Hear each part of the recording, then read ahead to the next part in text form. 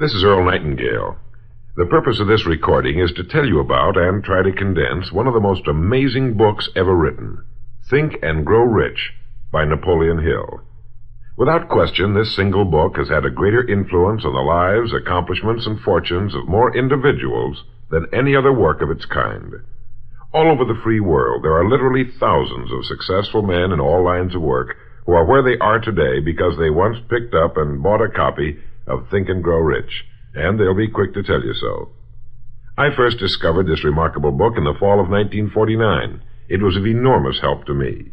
It helped me decide once and for all how I was to accomplish my goal. It unified my thinking and gave me a straight, clear road to the point I had decided to reach.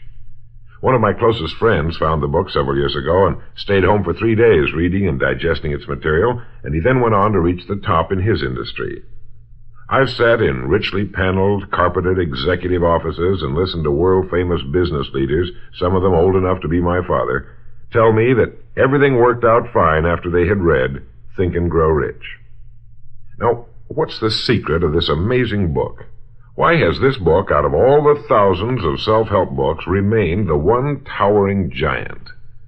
I think to understand this, you have to know Napoleon Hill as I do.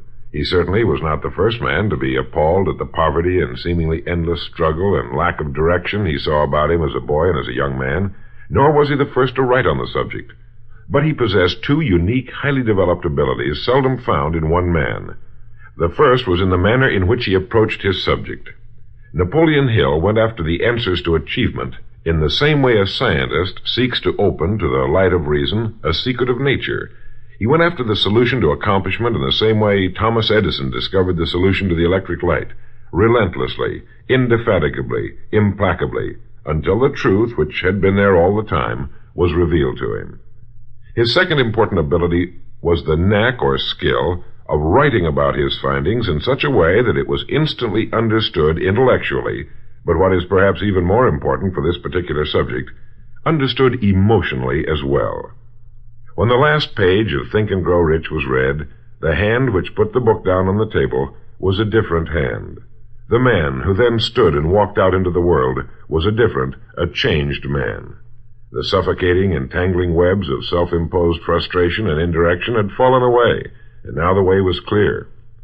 The man was now the possessor of the unique, unseen talent for turning dreams into reality, thoughts into things.